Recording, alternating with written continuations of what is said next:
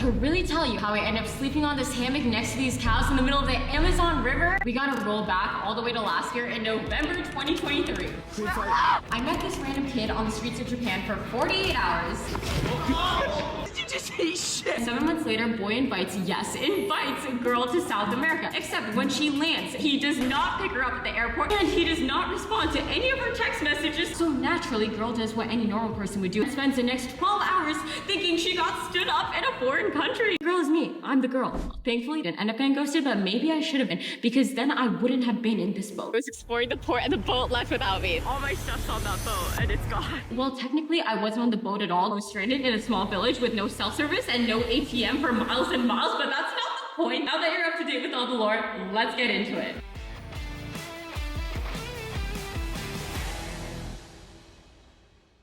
Made it to the airport with some time to spare. Let's go! To board the boat, we have to take a plane into the biggest port city in the country, Iquitos. From there, many different types of boats depart and sail across the Amazon River. We want to get a bus into there, but they don't do buses. And the only way to get there is by airplane. The cargo boats in particular stop at these remote towns, also known as Amazonian settlements. They're surrounded with miles and miles of jungle with no major cities nearby. It's July 4th! He's British, so he doesn't get it. Happy American Independence Day. We just checked our baggage, so we should be going through security to get to our gate. You can leave America, yet the two options in front of us are literally KFC and McDonald's. How fitting. The boats are constantly picking and dropping off cargo shipments as well as passengers like you and me, just to keep all of these settlement communities running smoothly. Cargo shipments can include anything from livestock to housing supplies to even different types of food. We're off. I don't think we were seated next to each other. Not like it matters because I'm traveling with an iPad kid anyway. Got on the plane. I think we actually might be seated next to each other. Are next to each other, so obviously. In total, there are 3 main ways to get from Peru to Colombia. One is by plane, the other is by bus, and the last is by boat. There is a normal speedboat that takes 12 hours, but the cheapest option is to take the slow cargo boat, which takes 3 whole days. With the bus fare from Peru to Colombia sitting at around 600 USD, plane fare at around 150 USD, and even the speedboat being a whopping 50 US dollars. There's no denying that the slow cargo boat is the cheapest option at 20 US dollars. America. Every single country I could be traveling with. I'm traveling with a British person. Thank you. For 3 whole days, the boat will drop us off in the Amazonian settlement town called Santa Rosa. Santa Rosa is a really famous place because it's known for sharing a border with 3 different countries, Peru, Brazil, and Colombia. I mean, guys, this sounds like the start of a horror movie. Girl trusts British guy, she's stuck at a border, and then her body's found in the Amazon River or never found at all. Yeah. It's too late to back out now, so I guess we're doing this. Just got off the plane, and it's raining outside. It's finally starting to settle that this is like actually happening. This is real. We're gonna be stuck in a boat for 3 days. We land in Iquitos 24 hours before our boat's set to depart. And some of the locals recommend we go check out the boat a day early to get a hold of our tickets. Our way to go buy our ticket, we're taking the slow one that's like approximately 3 to 4 days. It depends on the weather conditions. The boat departs every Monday, Wednesday, and Friday, but sometimes there are delays. I'm going to buy our ticket. I have to walk this wooden plank, basically like I'm being decked off by pirates. This boat you're seeing right here was supposed to depart Wednesday, but now it's Thursday, and since the ship isn't filled to the top with cargo, it can't leave. Fingers crossed that doesn't happen to us tomorrow. We're getting a little tour of our home for the next 3 days. Up we go. What you're seeing is correct. This is where we'll be sleeping tomorrow on our hammocks. The thing we also got wrong is you do have to buy your ticket the day of. So we're coming back tomorrow. We were just double checking just to make sure. Yes, we just rest up and take a clean shower tonight because we probably won't have a shower for a couple days.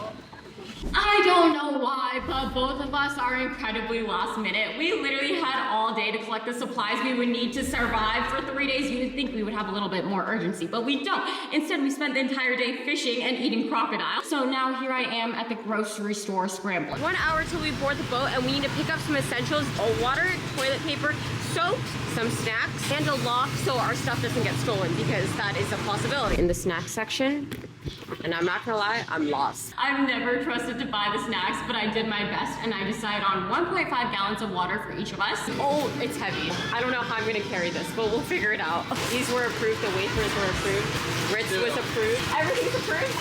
Yeah. I did good, oh. Apparently I didn't get enough.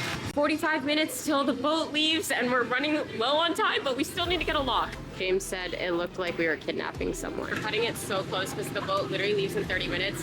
But I really wanted ice cream because, I don't know, 3 days seems like a long time to go without ice cream. For our passenger princess. I keep bussing. The stars are aligned. We're about to board the boat, but neither of us were expecting what would happen next. You got the hammocks? No. You forget them? This was a disaster. And we hadn't even boarded yet. James and I have only been traveling together a week at this point, and truly there is no shortage of people that we've met during our travels that haven't told us we constantly fight and bicker. But guys, even with all the fighting, we have never really split up on this trip. Besides like that one solo night that I had first landed in South America, I have never been alone. What I'm trying to say is if the sun had set or it was time to take a cab, James was always with me. But I guess right now, we were splitting up. So James has already boarded the boat, but I'm going back real quick. We met Manuel on the roads of Iquitos, and he spent the last 24 hours showing us around town. He's been nothing short of wonderful and trustworthy, and I have such a great time listening to stories. However, that is one of the perks about traveling with a guy. You can just hop in random people's car and talk to anyone and not be scared you're gonna get kidnapped. But on our way to the hostel, it's not like I was really scared of getting kidnapped because, again, I really did trust Manuel, but my phone had just died. And there was that small little voice in the back of my head saying, what if you're sold at the dock of Iquitos and no one knows?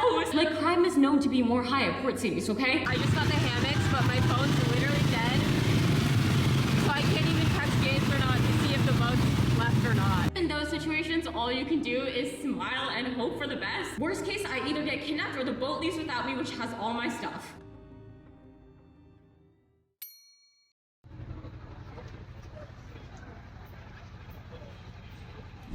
Turns out I'm dramatic, like always. Manuel is legit the top freaking fan! He literally goes out of his way to film this crazy intro for me. We're gonna be boarding a cargo ship for 3 days across the Amazon River. That's the ship over there.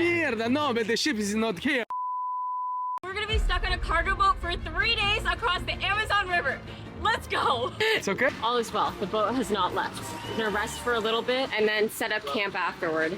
I don't think at this point James knows how happy I am to see him, but I keep it to myself because there's just some things that the girlies understand better. We're testing out the hammocks, putting them up for the night. This is like a makeshift knot that's gonna hold all of this, all of that up. Sturdy. Definitely needs to be higher. The boat's heading to depart at 6 p.m. It's 7:30 right now. Whenever it's full is when it leaves, so we could be waiting here a while. Now that we were actually on the boat, all that was left was to make sure we didn't kill one another for the next 3 days. Night one, check. So we've been here for 6 hours now.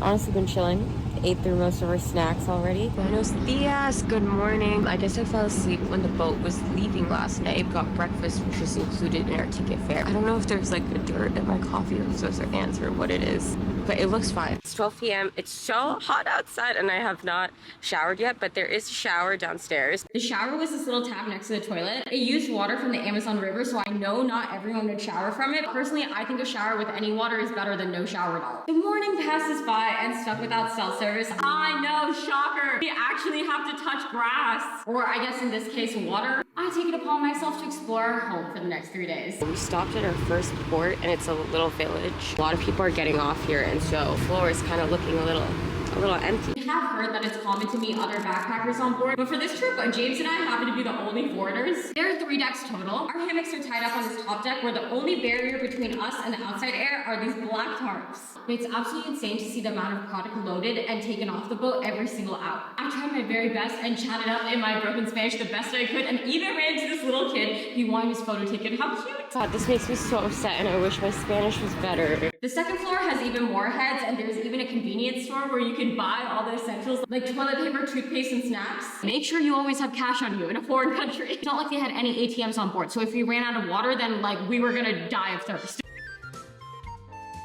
Also, you can only buy the ticket in cash and that's what we had spent all our money on. The bottom floor is the hottest of them all. It's where the cargo's loaded, where the engine is. My mic actually can't even catch me speaking, that's how loud it is. In this boiling heat, there's a kitchen where the chef Osvaldo and his assistant cook up breakfast, lunch, and dinner for all the crew members and passengers 6 days a week. The ship chef gave us lunch. That's a plantain, rice, chicken, a lot of carbs, which I love. There is this saying that curiosity killed the cat. Little me wanted to show y'all what a port city really looks like, but let's get off the boat. If I have this book of Spanish, I don't know if there'll be any help. I have no idea how long it's going to take for the cargo shipments to get on and off. No! Hopefully this boat doesn't leave without me. I don't think it will. That's the ship over there. You could die! It says Loreto on the welcome sign, and that's a chain of a Catholic school. I want to say Catholic or Christian, I could be wrong. School that my mom used to go to, and they're like all over the world, and they have one here in South America. Oh my god. Little alleyway over there. I was exploring the port and the boat left without me. Like the boat is leaving. When I tell you guys, I sprinted when I saw that boat leaving. And I think they're turning back around because they started yelling. I have my passport and zero money with me. You have no cash, you have no cell service. All you have is your stupid little book of Espanol. Do you think that's gonna save you? That's James. All my stuff's on that boat and it's gone. Yeah. There's people from the boat screaming at me in Espanol. No idea what they're saying, but I do know that every passenger is on the side of the boat looking at me being a certified dumbass. Truthfully, all I kept saying was gracias, senor, gracias, gracias. Never again. But that was one of the largest port cities we would stop at for days to come. We made it to the next port.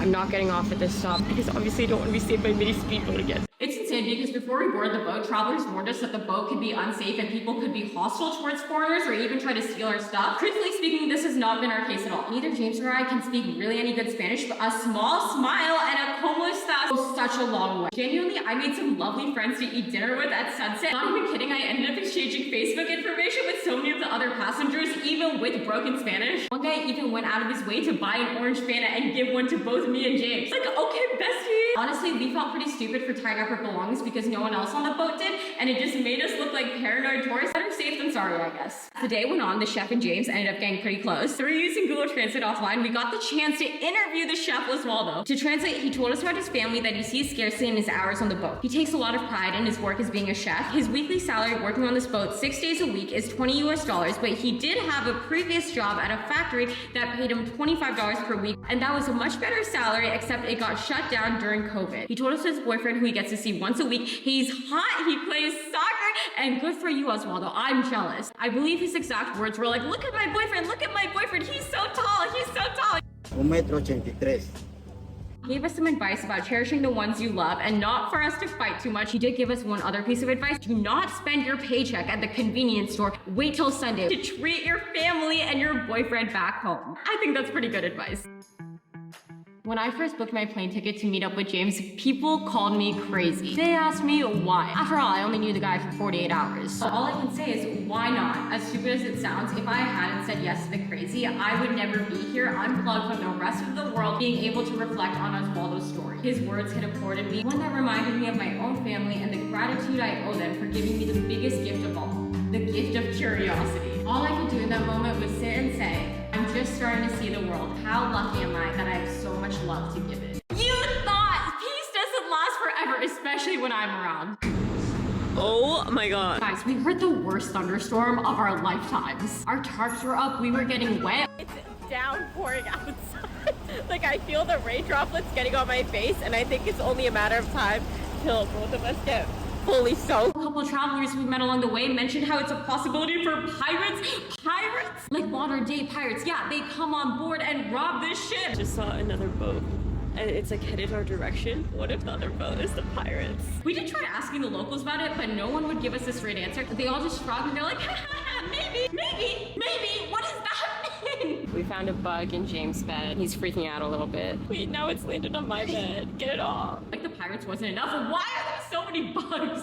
How to dispose of bug properly 101. The scent of dead bugs attracts more bugs. Did you know that, James? Did not know that. Look, see, they're more.